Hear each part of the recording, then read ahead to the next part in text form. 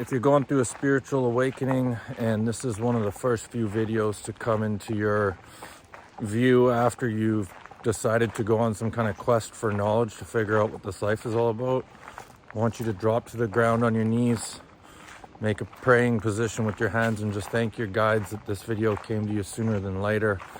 I could potentially save you, years of wasted energy trying to heal things that don't make any sense that you'll most likely come across in the spiritual community.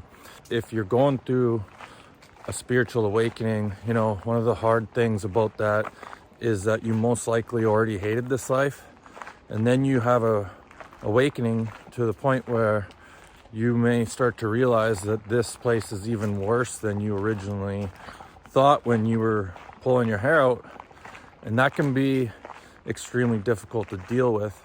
And then you're going to look to the spiritual community.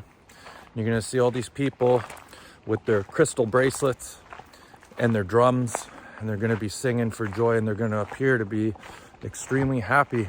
And you're going to compare yourself to them, and you're going to be like, how do I get there? What do I got to do? Why am I so far away from that, right? And when you start comparing yourself to these people, you might feel as if you're extremely far away from the place in your heart that you want to be. And this may cause you to be hard on yourself. Now, I'm here to tell you, do not be so hard on yourself. Going through a spiritual awakening, the worst thing for myself was how hard I was on myself. I sentenced myself to death 13 months after my awakening. And if it wasn't for Archangel Michael, I wouldn't be here. But, the good news is that all these people that you're seeing in the spiritual community, 90% of them are fake happy. They appear to be happy, but if you took their Twinkies, if you took their coffee, if you took their cigarettes, their alcohol, their meat, whatever, unhealthy foods, they would be very unhappy. But you can actually trick your heart, into opening in this life. You just use drugs, right? This life's so beautiful, When you have all your addictions, you got your coffee and your cigarettes and your shit food and all this stuff, you can bang on a drum and sing for joy, but you take those away and it's a totally different story. So don't see yourself as being super far away from these people that you may be coming across in videos. The next thing for me, I wasted a lot of time chasing my tail, trying to kill my ego. Gotta have an ego death. You gotta kill your ego. You're gonna hear this all the time. I was like, what the fuck is an ego death, right? And so every time, I'd have thoughts come into my head, I'd be like, oh, I have to kill this voice. And I was expecting myself to have to wake up one day, and instead of having images of me sawing off the heads of my guides and angels that were involved in this incarnation, I was just gonna start thinking about, daffodils and panda bears, and just have this completely new dialogue that was just like, oh, I'm blissed out, peace, man. And so I wasted a lot of time trying to figure this out. And what I'll say to you is just throw out the word ego. Anything you hear, just replace that with identity.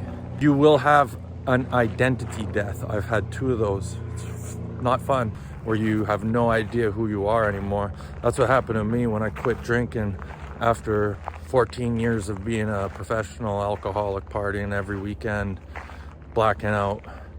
I quit gambling, I quit smoking, I quit watching sports, everything that was my life, and I went through this identity death, and I had no idea who I was. I thought I was gonna have to force myself to, like something that I normally didn't like, but eventually art came into my life, and it was the perfect distraction from all my old habits. The thoughts in your mind are going to change depending on how much you learn to open up your heart and love yourself, okay?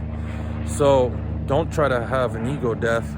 Another thing that you might come across is this victim consciousness. Now, I took an archetype course in either 2015 or 16, and when I came across this victim mentality card, it hit me so hard that, I think I went home and shed some tears, because I realized that, I was involved with some of the things that happened in my life, but you may get the impression there's people that'll tell you that you created everything in your life, and the truth is we're co-creating with the universe, and there's beings, our guides and angels, that have a say on certain things and all this kind of stuff, right? We're not 100% creating our own reality.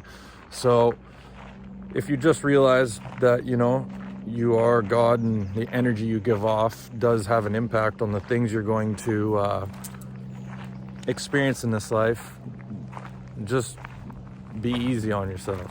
It's funny to me, this whole victim thing, because I actually have memories being a soul before I came here and telling my guides and angels how this was a bad idea. And in 2014 I attempted to take my life, and I've become aware that you know, a lot of beings, probably 99% to 100% of the beings that have committed suicide, were lied to and deceived about this life that they're incarnating. And if I had to guess, just off the top of my head, if there's 8 billion people on this planet, I'd say at least 6 billion were deceived, and that's being generous. But you know, to some degree, if you ask me, a lot of souls down here are victims. You know, I remember being a child, my mom was punching a hole through the bedroom door with a knife, and my heart, I could feel it drop into my stomach, and it just like ripped in half right before I blacked out. I was having like a soul fragment. The purest part of my soul decided to leave at that moment, because it was like, this environment is too fucking chaotic. And one thing that I've come to remember is that before we incarnate here as a soul, we actually have no idea of just how bad the energy is down here. So the reason why they make us sign soul contracts is because they know once you come down here, there's no way you would have agreed to everything you signed for. One thing I've constructed in the astral realm is a bubble. Not many people know this, because I have memories being a soul floating around before I came here.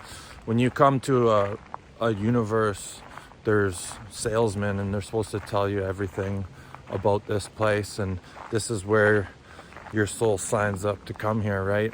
Well, I've constructed a bubble right by this sign-up desk, you could say, where souls are going to be able to go inside this bubble and experience the energy of Earth before they make any agreements. It'll definitely be new management, because I've already taken care of those 2 beings that you know, were involved with my incarnation. And while I'm on that subject, I don't even know how long that bubble's gonna matter, because I've been shown in the last couple of weeks just how large my soul is on the other side. I thought I knew I was big and powerful, but my guides showed me something. I was taken back to an out-of-body experience I had, and I was shown something. And when they showed me how big my soul is, my reaction was, why are you guys showing me this? Like, I was like, do you think this is a good idea? Because, you know, I already had some plans. You know, I talked to the boys upstairs, and I tell them how this timeline's not going to be up and running too much longer after I leave this place. And when they showed me how big my soul was, I was like, you're telling me I could fit an archangel in my butt crack? Wow, I didn't even realize that. But if you're going through a spiritual awakening, just know that you got to be easy on yourself. Take your time. That's all I got. Thanks for watching.